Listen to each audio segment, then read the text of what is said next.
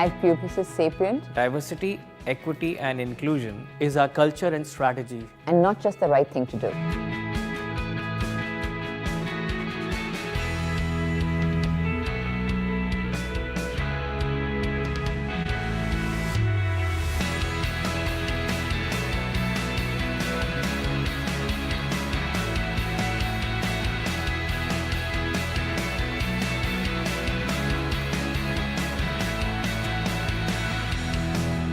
It is strategic, apart from being the right thing to do.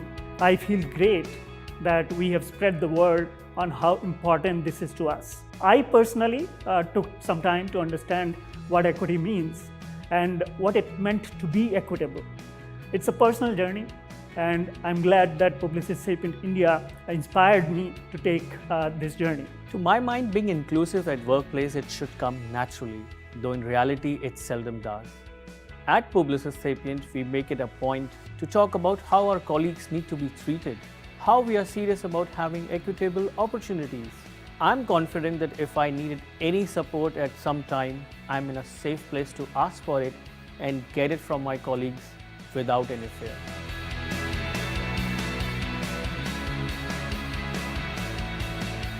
Many colleagues signed up to bring in awareness, vocal advocacy, and meaningful programs on a variety of subjects.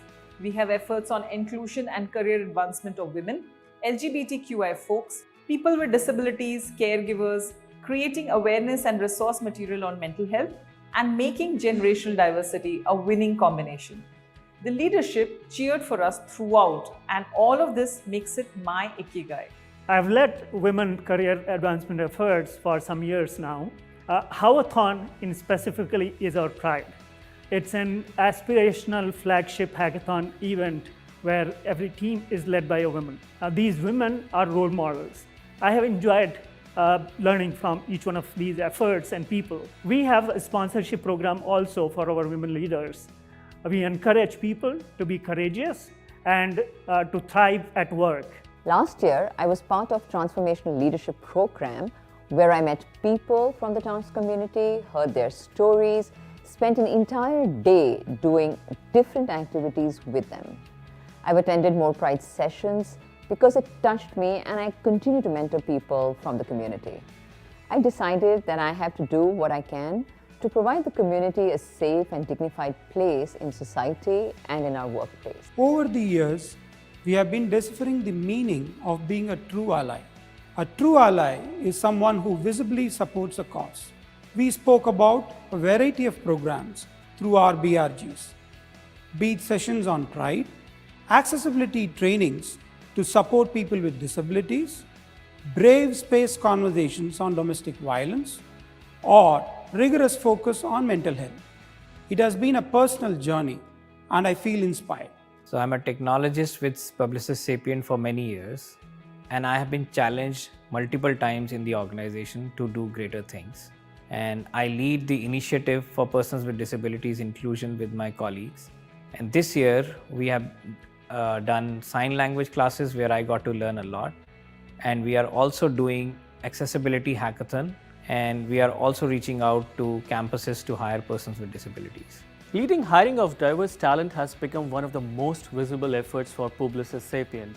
We had to plan, experiment, learn, and repeat all of these steps again. Every effort from strategic hiring of women at all levels and leaders, auditing our processes, and making our job descriptions more inclusive, or launching a career returnee program like Spring is a journey. It is challenging, creative, and very, very enriching.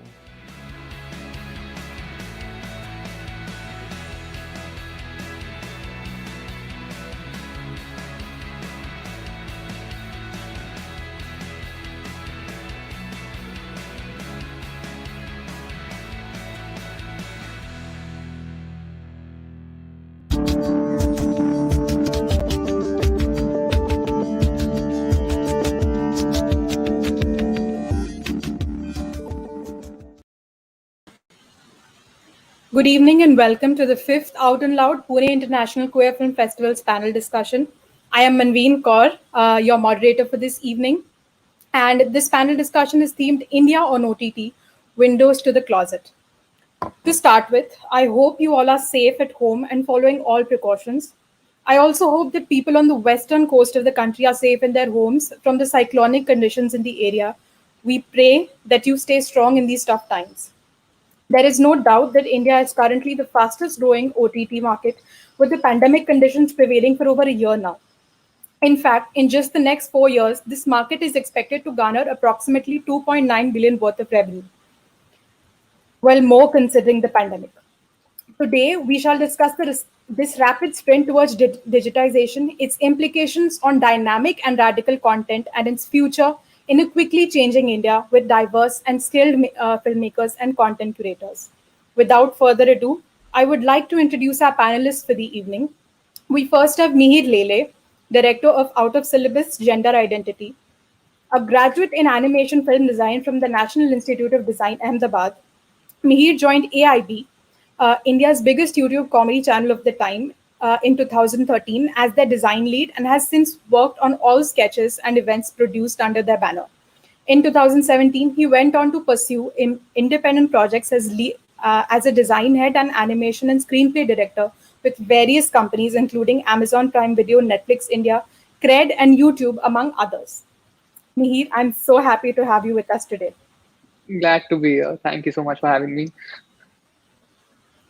Moving on, we have Sridhar Rangayan, filmmaker and director of the Kashish Mumbai International Queer Film Festival. Sridhar Rangayan is an award-winning filmmaker and is also the director of one of my most favorite films, Evening Shadows. And lastly, we have Karan Gupta, executive producer, Disney Plus Hotstar. Karan is a young award-winning filmmaker who is a storyteller at heart. He believes in the power of storytelling for bringing characters of all shades together in the most gripping narratives. He has experience in directing, producing, and marketing content for various platforms, including theatrical, TV, digital, and OTT. Karan's recent work on Disney Plus Hotstar is Arya with Sushmita Sen, which won numerous awards. Karan, I'm so happy to have you here today. Happy to be here. Now, before we proceed with the panel discussion, let's watch a small video by our sponsors, Leading with Pride.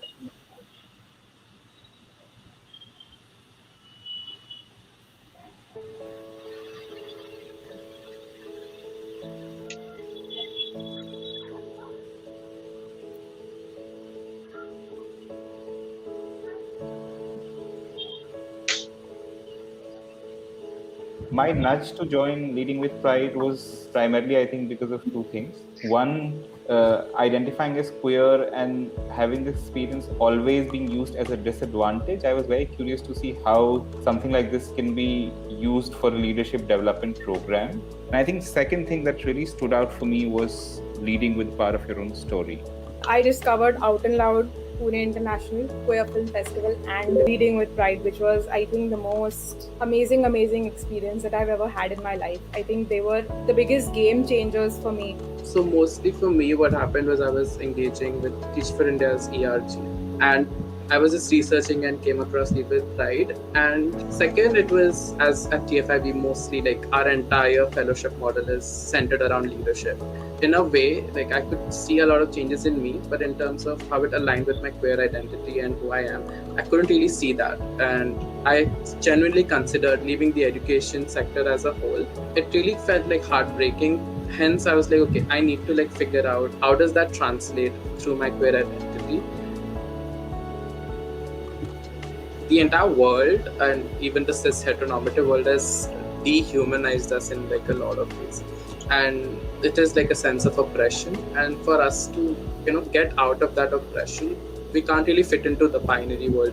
If only we bring this queer perspective in learning, education as well, it helps us look at our own identity and empower ourselves than wait for someone else to come and help us out. As teachers and as a queer aligned education really changes the game for so many people who don't fit in class and who just were picked on outside of class. So, it becomes the one space where you can be yourself or even just entertain the thought of thinking a little outside or a little beyond the binary. For me, I look at it in two perspectives. One, any true form of leadership is very inclusive. And I think given the disadvantaged communities, specifically in this context, LGBTIQA+, is something that any leader should look at. And I think that is why queer education leadership programs are important. The second very important aspect that comes to my mind is we do not have enough queer leaders to look up to. And that is also very, very important to nurture. And these programs are opportunities to make those things happen. One of the biggest learnings I had was learning to maneuver my way through conflicts and confrontations. For me, it was recognizing my potential, and it helped me reconnect with what I'm good at and also reconnect back with my potential. The gang is something that stood out for me apart from all the technical stuff that I read, because that created the safe space that made me experience the program in the way it was possibly supposed to be experienced. For me, I think it was more like the safe space that was there, where we could really talk about and synthesize so many of our experiences, like not just our queer identity, but how it plays out in our professional lives and even family. Self-acceptance has gone really up. And yeah, so I was able to become honest about myself with my intentions, why I want to do it, and not look at myself in a different perspective. I think there are too many things I discovered about myself. The first one was I am human and it's okay to make mistakes. The second was not all that I think in my head is true. And 3, I think keep calm and this too shall pass.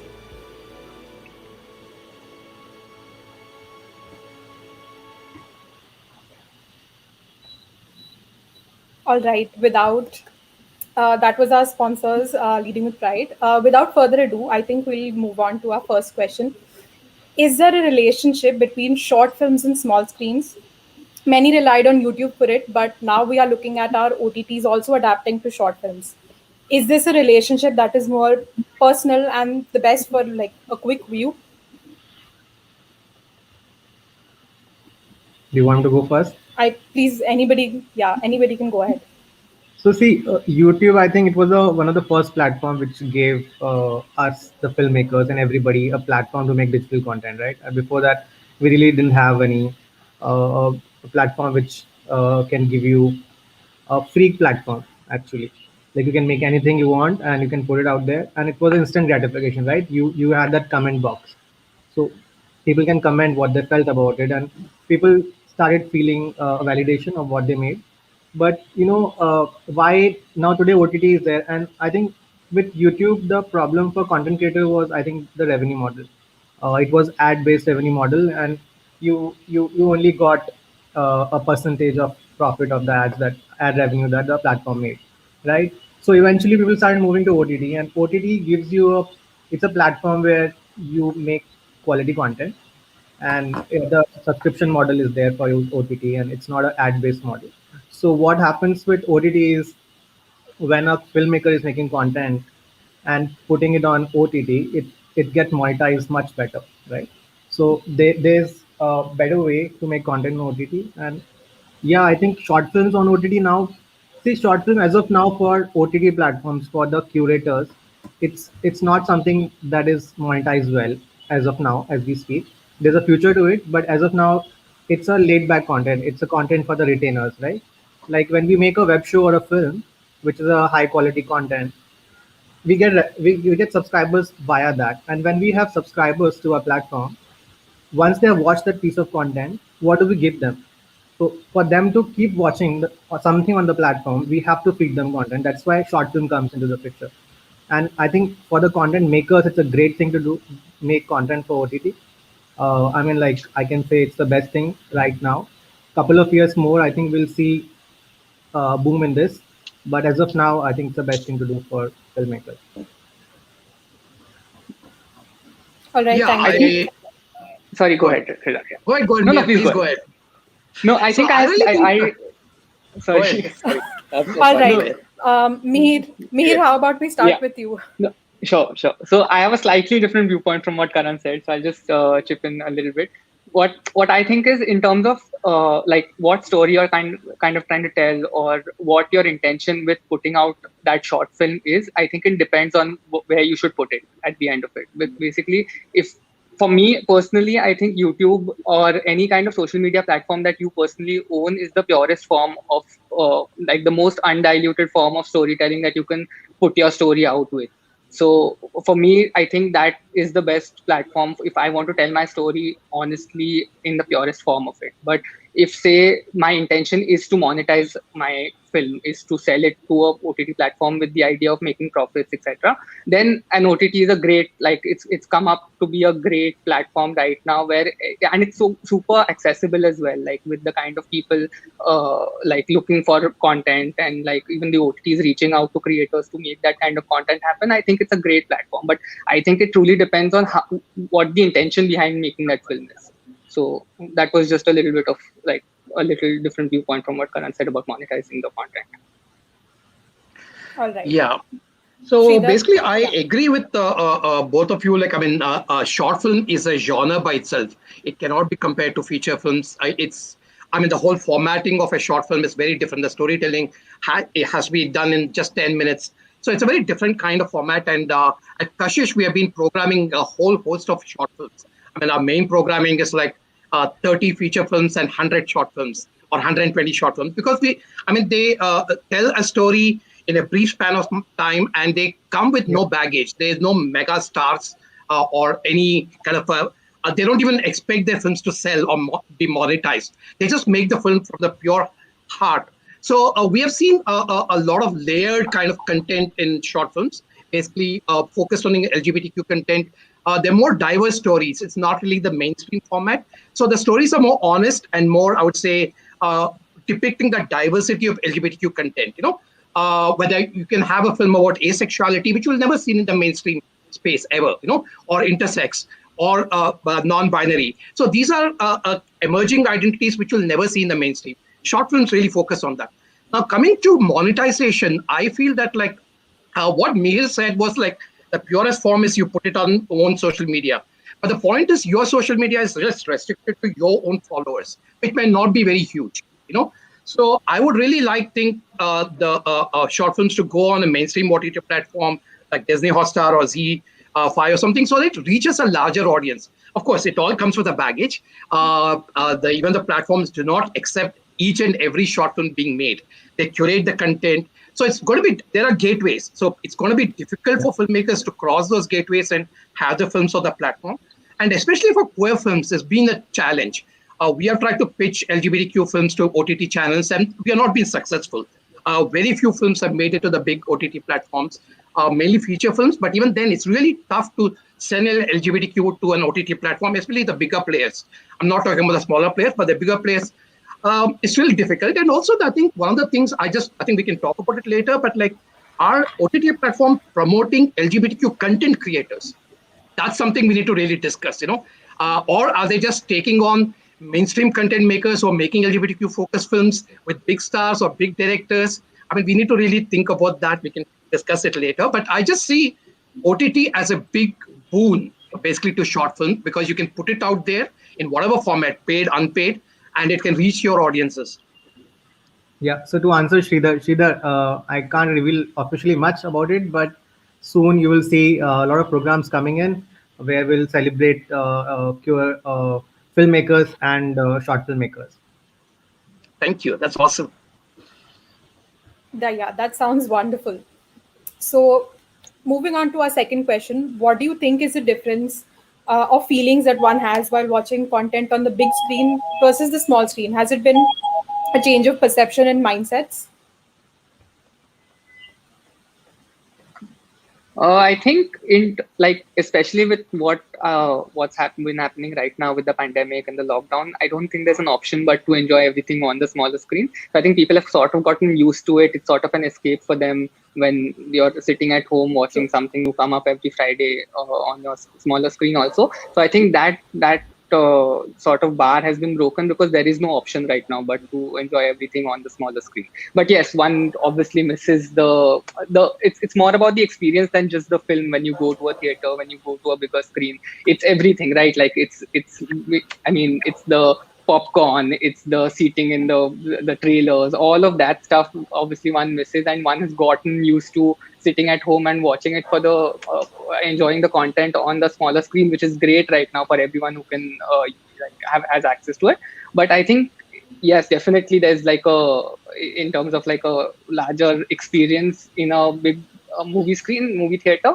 I think one misses that definitely, especially around this time. I think it's different. Sridhara, yeah. Each to its own. Some people like to watch it in theater, like May said, with popcorn. And community watching is really different. It's a different feeling altogether. But some people like to watch it at home, like myself. I like to watch it at home with in my home theater system, 5.5, 5.1 Dolby sound, and having a beer in my hand. So that's my taste, right? So different people have different likings. So I think it really depends on individual. There's no fixed answer to it. It's like someone likes pizza, but you can't say that if you like pizza, you can never have biryani, right? So it's simple as that. Yeah, I would definitely like to see the long form content like feature films be seen in the theater because it has a canvas, it's been shot for the big screen. Otherwise, when you make it for the smaller screen, you scrunch everything down.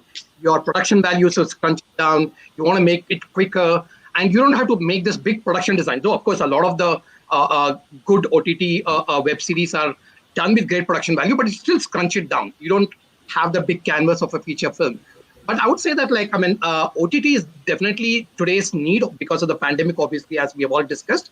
But for me, what is a problem with OTT is it's not I would say, you're not focused.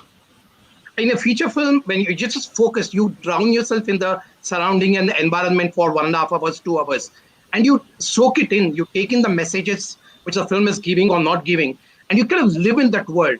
With the OTT, I would say you're distracted. You're just like watching something, you're just going away, a phone is ringing, you stop it, pause it. Sometimes you come back after 2 days to a thing, you have lost the thread. I just feel, I love the convenience of it, but also I think what has happened is I just don't like this whole idea that people are saying, let's not have this full big meal. Let's have, what are the words somebody used? Crunchable bites.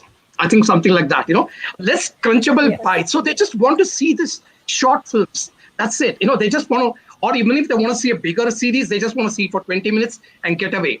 So I would say that it's come to that time per se, more than anything else. People don't have enough time to watch bigger length movies. Even if the theaters open up, I'm not too sure people will. For you to go to a theater, spend 1.5 hours there or 2 hours, but going there, coming back, everything is like almost 3.5 hours package, and it's going to cost you a lot of money for if you're taking your family. Here it's like your entire family can watch it with no extra cost, and you already made your popcorn, you already made your beer, whatever. So it's just sitting. So it's basically a time thing. So for me, I really like the cinematic experience, but I'm sure it's going to go away. It's not going to stay for long. OTT is definitely the new and sustaining vision for the all us content creators. We need to think in those terms. We need to think in web series. We need to think in short film formats. We need to think of feature films which are crunched down in production values and cast and crew. I think that would be the future, unfortunately, whether you like it or not. But we can tell definitely stories which are more engaging in the OTT platform, definitely much more engaging than a long format feature film format.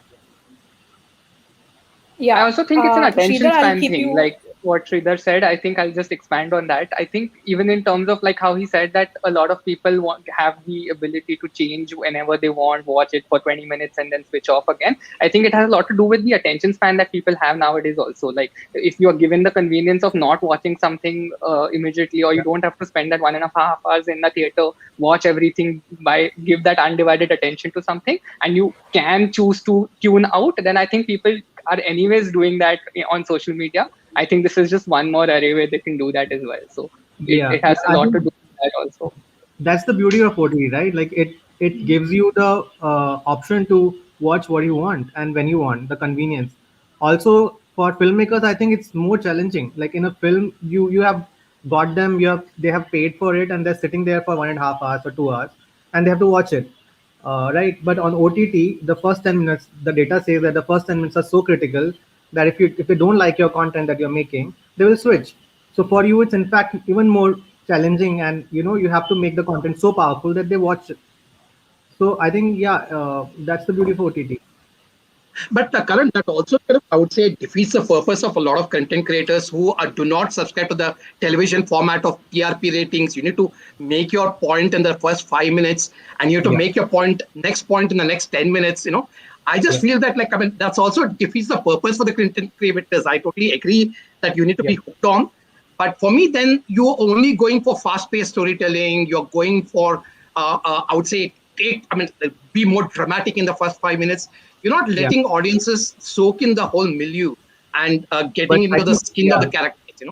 So it's to do with the generation I think we are living in. The today's generation, Gen Z and millennials, their attention spans are so less. They say that 8 seconds are make or break for them. So in this generation, if you're trying to tell stories which are going to pick up in the second act, middle of the after 1 hour, it's not going to happen. You have to give them. We're living in TikTok world, right? Like Instagram stories, reels. So I think it's to do with that. It's yeah, it's like numbers are talking here.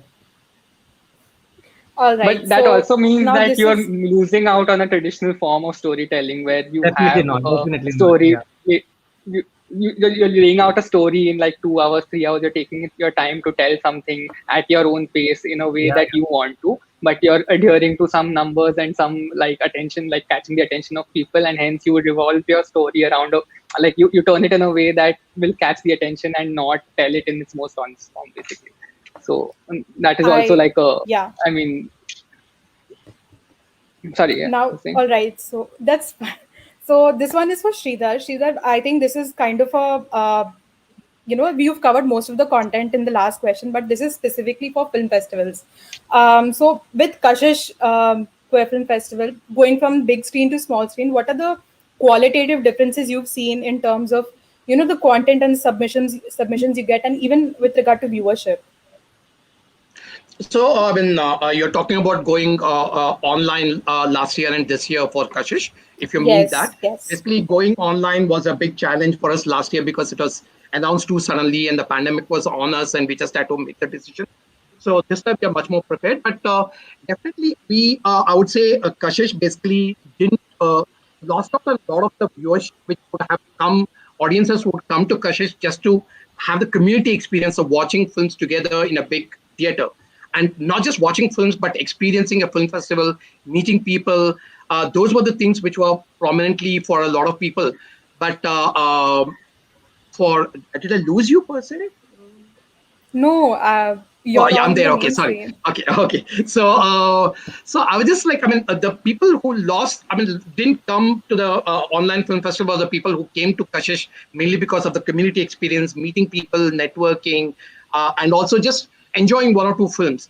But the people who basically came to online Kashish were regular film buffs who would come and watch 30, 40 films at Kashish. So they stayed on. And what was interesting was like we opened up Kashish not just to India, but across the world. So we had a lot of international audiences coming to participate. And also not just people from Mumbai, but it was available across India. So we gained new viewership, but we also lost some viewership. But this year, we have postponed the festival to September, to August, September, because of the pandemic. I think the second wave is really traumatic for all of us. And really Yeah. hats off to Out and Equal for managing to do this at this time. But we were supposed to start from May 20th. We shifted it to August. But basically, I would say the content has not really changed. The amount of film submissions have been the same. It's increased for us this year. But this year we have so many lockdown films. People who have made the films over the last 1 year with very minimal equipment, with just two people stories, but they still are telling a beautiful story. So we are going to be having two lockdown series sections at Kashish. So yeah, short films have always been a beautiful way of expressing, and we are sticking to a whole range of short films at Kashish this year too. I think that's all I would like to share at this point of time. I'm sure that when Kashish comes and when we all sit to watch it, it's going to be very, very big for all of us, because even for Out and Loud this year, we've crossed 1,000 subscriptions, which is big for us and which would not have been possible with a hall with only 250 people, whether it was before the lockdown or even during the lockdown, where the numbers would have been 30 to 50 in such a huge hall. So I think for us things are changing, but I guess there's always hope for that, for new things to come up. So, Mihir, would you like to take a go at this one as well? Sure. What in the film festivals and submissions to them? Yeah, because yes, because your film is here. I Yeah, Was here yeah. yesterday. No, so I was also going to add a little bit to what Sridhar was saying with respect to how they managed Kashish. Even last year, I submitted my film to their festival, and I think it was a great experience. Not just because like the film got the kind of audience it did through their festival, but also because later on after the festival, there was a like they had a program where they were taking specific.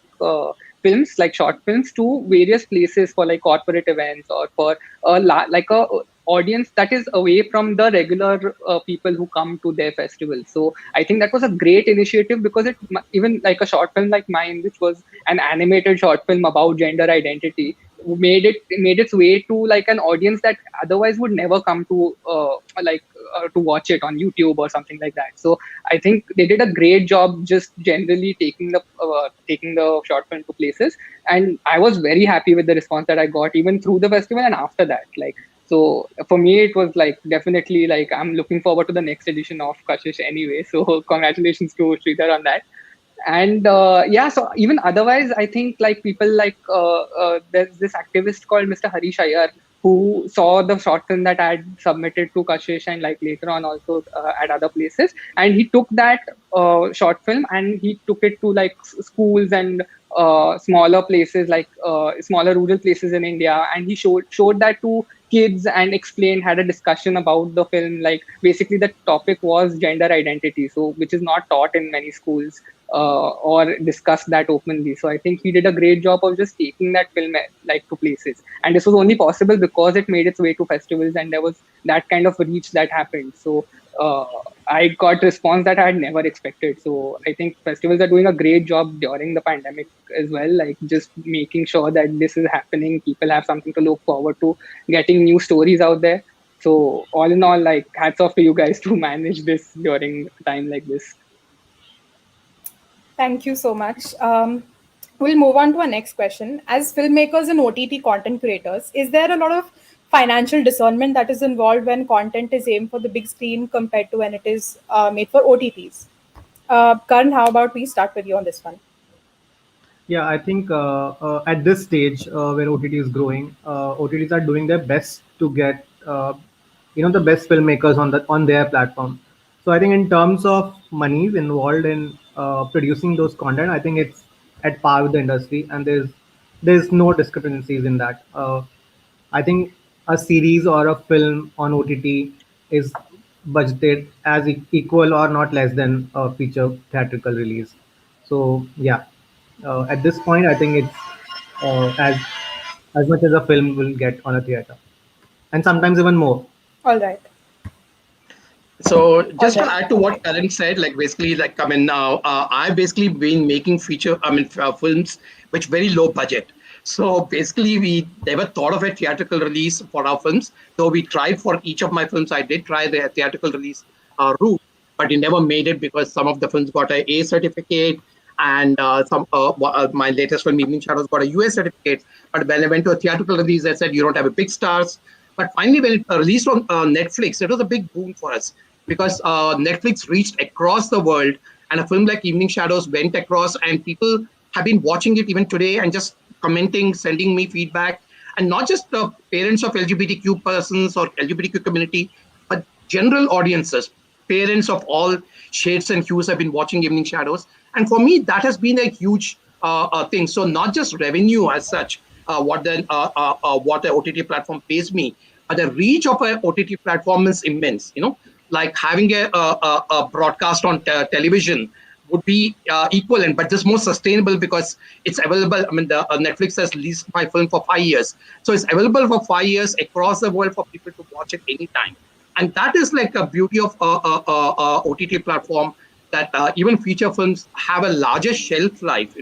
And even the short films have a larger shelf life, and people can consume it constantly. I mean, people have sometimes said they went back and again and again watched 4 or 5 times the film.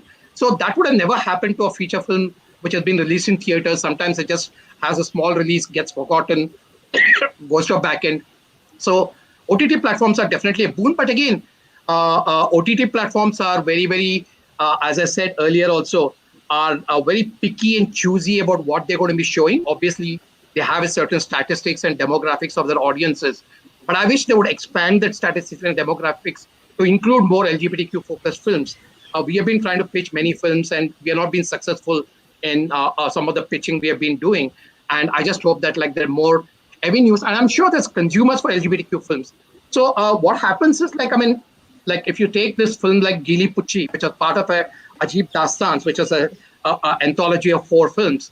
So that works well. People say that, okay, one LGBTQ film within a package of 4 films is okay. But if you have an LGBTQ focused film, okay, it's going to be a tough sell, if you're having a LGBTQ focused anthology, all 4 films are just LGBTQ films, and that is going to be a tough sell.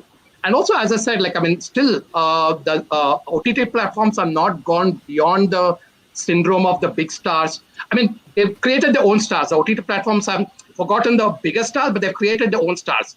And if you don't have those stars, you will not make the cut. I don't know whether Karan agrees with that. Maybe Disney Hotstar is different, but I'm happy you're showing Hum Bhi Akele Tu Bhi Akele. I love that film. We should make it special. I'm sure you're picking up more LGBTQ focused films, but I just hope there's more, I would say, and especially Indian LGBTQ films. I see on Netflix a whole range of international LGBTQ films, but there are just 3 or 4 Indian LGBTQ films on Netflix. I'm being specific to Netflix or Amazon, but Karan can lead some light on that. In the interest of time, we'll be moving on with this discussion. Really sorry about that, but we have our closing ceremony soon. So now, before we move on to the next, let's just see how DNI is, for our viewers, let's just see how DNI is done at Barclays.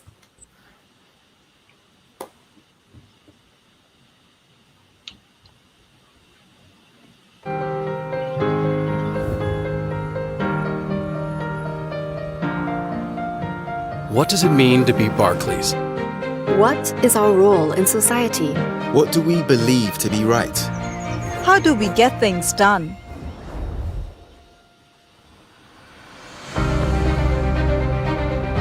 Finance is the oxygen of the economy. Acting transparently and with expertise, we deploy finance responsibly to support people and businesses. We have the capability and capital, the operational resilience and the commitment to make a real and lasting difference to the economic lives of customers and communities.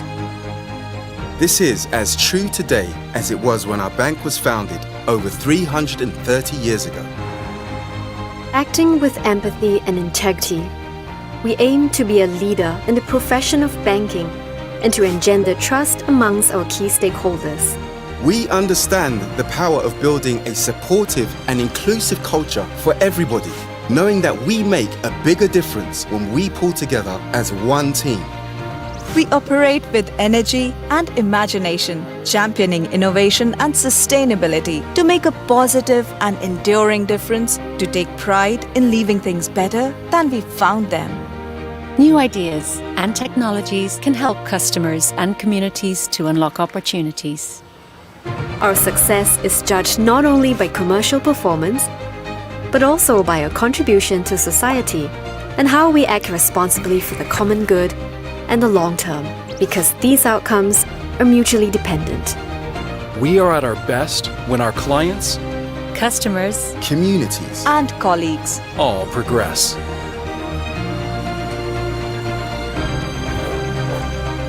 If our purpose is why we exist, our 5 values are our moral compass. They are the fundamentals of who we are and what we believe is right. Our values are respect, integrity, service, excellence, and stewardship.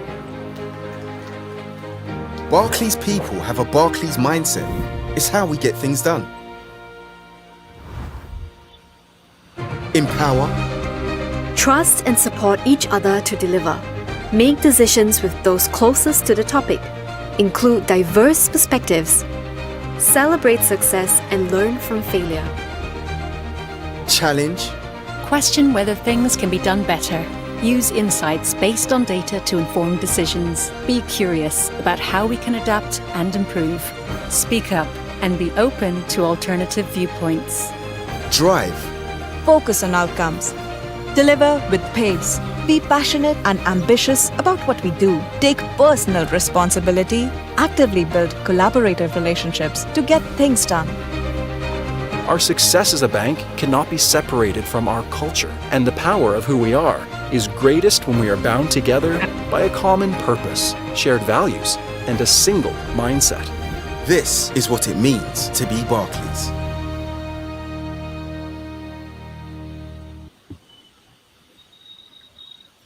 All right, without further ado, we'll move on. How do you think the pandemic has reshaped how stories are told, especially with regard to the growth of animation and VFX, in addition to the growth of OTT platforms? I'll ask Mihir to weigh in on this first. So, in terms of how animation and VFX has been used in the pandemic, from personal experience, I can say that like it's been great, like for me at least, because at least I did about a dozen projects where the brief was that because we cannot shoot outside, can we do something in animation which can be produced without having to go too much outside, which is more logistically viable in that sense. So a lot of creators turned to animation and VFX during the pandemic because of this reason alone, that you couldn't shoot outside in the in the lockdown, and hence we can create something that can have an equal and even maybe better effect storytelling wise and as a product at the end of it. So even like in terms of our animation setup, like I think like a smaller team who working remotely, which was more logistically possible, a lot of people like turned towards that and like had a lot of ideas that we could work with, which otherwise wouldn't have been possible in the pandemic. So like it's been a great learning experience for us as well about how to go about animation VFX. We recently did an ad for Cred, which was the whole thing was shot against a green screen with like a limited crew, and we could achieve things with that where a lot of the backgrounds and everything were of locations where you wouldn't have been able to shoot otherwise. So it's logistically more streamlined. It's a better end product at the end of it because we achieved to get what we were supposed to as per the brief. And I think like, and it was all done from like everybody's home, working remotely, about 3-4 people. So in terms of like production, it was a win for everybody. So I think it was a great. I mean, animation has been that like effective during the lockdown. Karan? Yeah, I think Samir, I agree with me. It's a great tool actually. Even in a couple of our shows, we have been doing green screen and then animation and VFX. But that is also challenging because heavy VFX needs a studio setup, and then studios are also shut. So yeah, it's challenging in lockdown. Everything is challenging. How there's only a limited kind of work that you can do remotely. Otherwise, studios are needed at the end of it. So yeah, it's growing, but it's challenging. Absolutely. So this one is a little controversial, but I think we should go ahead with it. Now, with the increasing involvement of censorship boards and even the Information and Broadcasting Ministry in this particular realm, especially LGBTQ content, how do you think their stance on OTTs will affect the content that is to come? Shall I go first? Yes. Yeah, sure. Yeah. So I've read these new policies that has gone to OTTs, after the recent fiasco that happened after an Amazon show. So these policies are very broad, actually, unless they are majorly focused on content that you make on politics and on religion. So the idea is that you don't hurt sentiment of anybody, basically.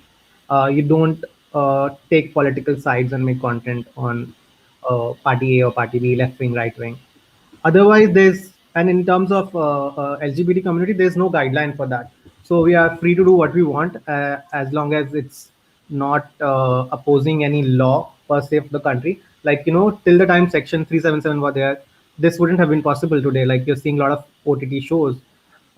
It's because that section is gone now and you're free to make content on that subject. So I think from LGBT content point of view, there's no restriction. There's no mention of that in the guideline. So I think we shouldn't be sad about we should see the positive side and make good content. So Sridhar? so basically any form of censorship is a problem. For me, the censor board basically had a huge impact on what we created for the big screen. So LGBTQ content were marked as adult, even if there's not even any intimacy, no cuss words, no violence. But even then, anything which had a homosexual character or a transsexual character was marked as adult film. So we had to fight for getting us AU or a U certificate with the censor board. So with the ministry controlling kind of a, not really, as Karan said, not really censoring thing, but controlling the policies which guides OTT platforms.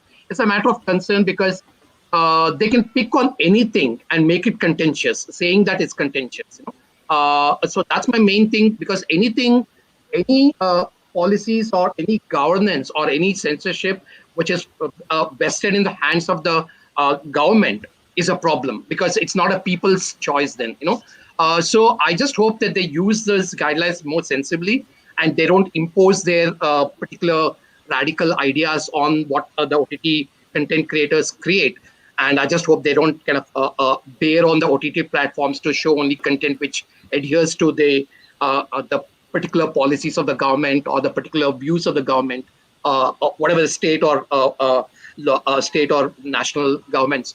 So I would say that, like, I mean, any form of censorship is a problem, but I would understand that, like, I just hope that the guidelines are more clear. In the censor board guidelines, it was very broad and it was very antiquated.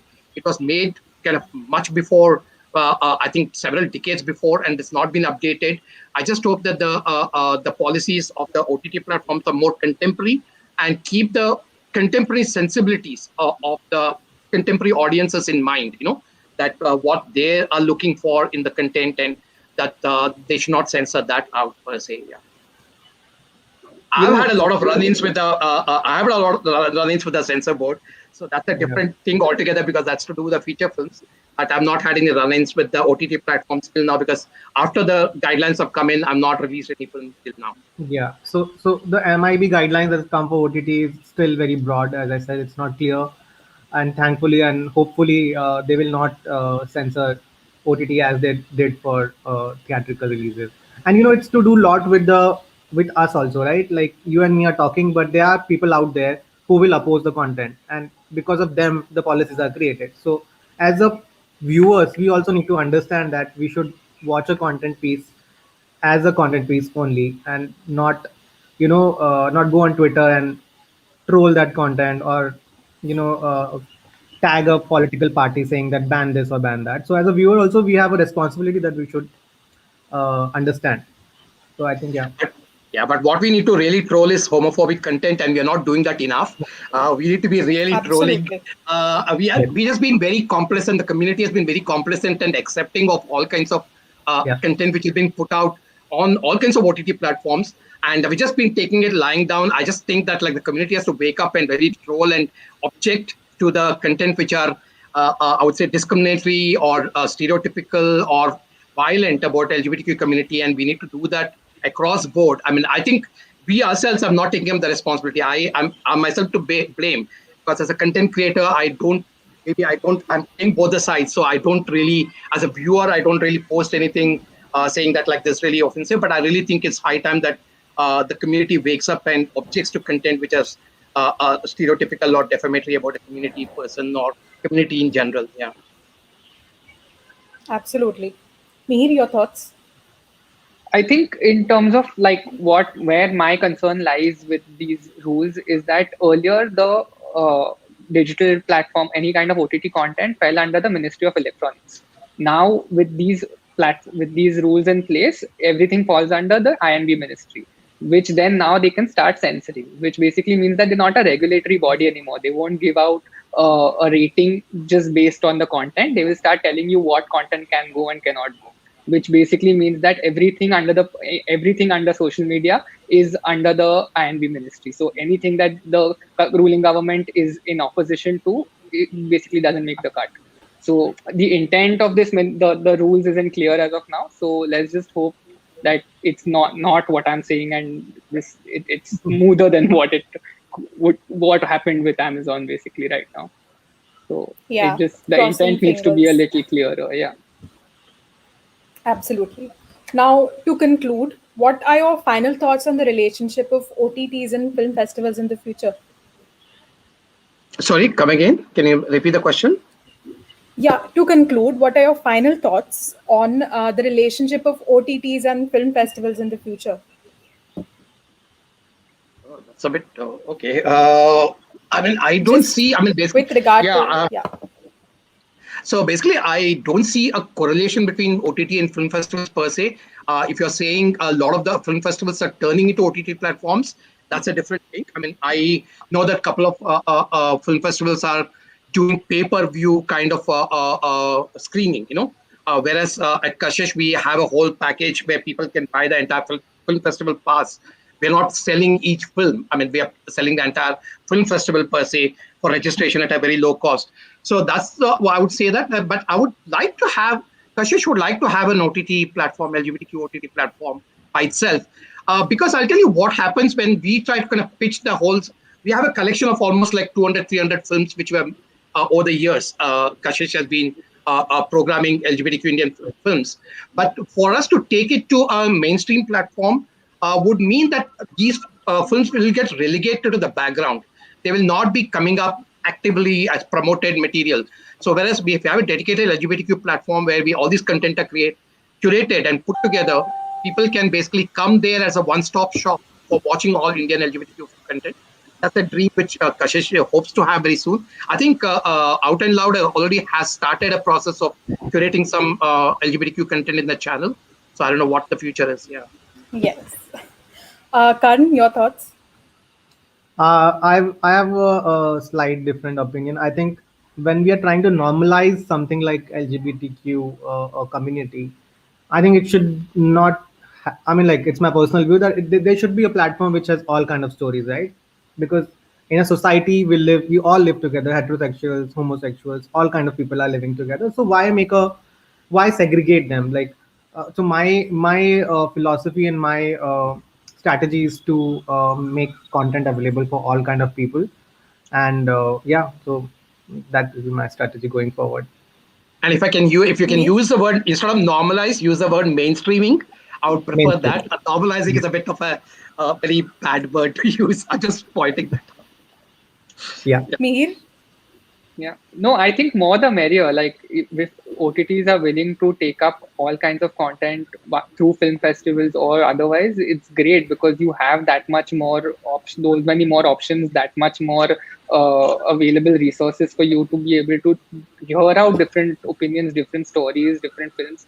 So I mean, if OTTs get onto it, nothing like it. Like if this is something that film festivals could pitch to them as like packages, like Sridhar said, it's a great opportunity for people to look at different kind of stories that otherwise you wouldn't have access to, because shorter films that are like curated content at film festivals, you don't generally get to see anywhere else. They usually get lost in that film festival, and then you don't hear about them until much later if they become big.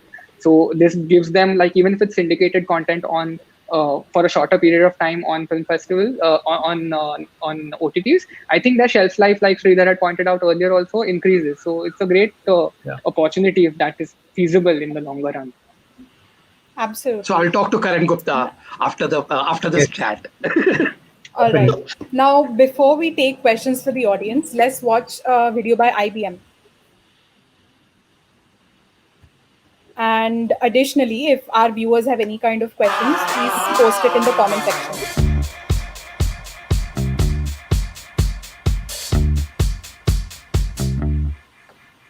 There's something strange in my heart right now. I cannot tell you if I'm gonna go out or break down. If you can help me, my friend, I really don't wanna see your baby, just dancing on the floor.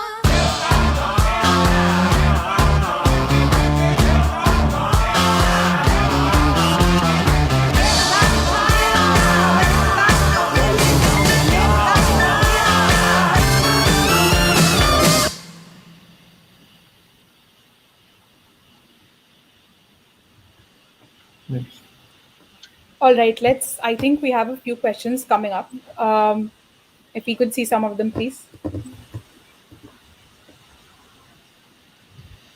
All right, so I think this is about. All right. They want to know why does Hotstar support a problematic film like Lakshmi with Akshay Kumar and is okay with transphobic and homophobic jokes in other films and TV shows? See, I'm not officially supposed to comment on this, but yeah, there are problems. I think every OTT they are evolving, and future policies will ensure that no such content is made in OTT platform. And then the idea is to make. Absolutely. Yeah, I mean, I just want to put this like also on not just OTT platform, but television channels like Sony, which has this Kapil Sharma show where these women, I don't know, men, women, who they are, they just dressed up and so offensive to men and women. They're not even transgender persons, and they continuously hammer us with these stereotypical portrayals, and that for me is so offensive, and we can't do anything about it. I mean, I just keep saying that we need to raise a voice about something like that. And that doesn't go away at all. These really horrible stereotypical characters. But things have changed. I've seen changes in my lifetime. I mean, I've seen for the last 20 years, much more sensitive portrayals. All these very stereotypical homophobic things have kind of gone into the background. There could be one or two, but the way in the 1990s and 1970s and 80s, the kind of films were so horrendous, that has really at least receded for sure. Yeah. See, commercial content. The commercial content is a very simple line. जो बिकता है वही बिकता है. We have to stop watching shit content. Then only good content will take place. So if you want to see good commercial LGBT content, you need to watch good one and not watch Akshay Kumar, Lakshmi Bomb. Absolutely. Our next question is by Harish. What do you think are the implications of the abolition of the film certificate? I think it's appellate board on filmmakers and content. Do you think it will encourage encourage people to release more content on OTT platforms? I'm not much aware of this particular development, so I can't comment on it. But definitely, as I already said, like I think film certification ideas need to be changed totally. It has to be more contemporary. I would say, I think Shyam Benegal and his committee did an entire research and review, and they put out recommendations, but none of the recommendations have been incorporated by the ministry yet. So that needs to be taken up because these recommendations come from the industry professionals per se. So they have to be respected. They put in a lot of hard work making these recommendations, and I hope they put into place and the entire film certification mechanism changes per se. Yeah. All right. And one last question, I guess. Are there spaces, platforms where queer films can be shown without being suffocated by these government censors? For instance, where does a Kashish OTT version have some freedom over commercially produced films? So I would say that, if Kashish brings up a OTT platform, it will definitely come under the purview of any regulations which the ministry will have, for sure, because if it's a commercial, so you can have film screenings which are non-ticketed, and none of that. We don't have to take a permission from the IMB ministry for doing a film festival which are non-ticketed, But if it's a ticketed thing, then we need to. Right now, film festivals also have to be. When it was on ground, has to have a certification from the INB ministry. Similarly, I would say that anything which has to be ticketed and paid for would be regulated by policies which are there. We cannot avoid that per se. But what we can do is we can curate contents which are more sensitive and more inclusive of diversity, and be sure that and we will of course fight tooth and nail and to protect these content for sure when it comes to that. Yeah, I think as of now, there's no Absolutely. government censoring the content that we make on OTT. Like in 2019, we made a show called City of Dreams, where we showed explicit lesbian kiss, and there was no problem to it. We are continuing to doing LGBT content, and we don't go to any certification and all of that. Whatever we feel right, we make it. As of now, that's the thing, and hopefully it will stay the same. Yeah. Hopefully. I think in the interest of time, we'll have to conclude this. Now, as a token of our appreciation for our panelists because of your amazing insights, all of you shall be getting Queer Bazaar coupons sent to your email IDs. And with that, I would like to end this session with a big, big thank you to our panelists. Your insights have shed a lot of light on the future of films and audiovisual content. And thank you to our audience for watching this and asking questions. And finally, thank you to our sponsors working with Pride, leading with Pride, Publicis Sapient, Barclays, and IBM. We now hope to see you for the closing night, which will be aired live at 7:30 p.m. With that, thank you and see you soon. And hope you enjoyed all the films that were showed today. Thank you. Bye bye. Thank you so Really appreciate Out and Loud. Really big cheers to you. Yeah. Thank you.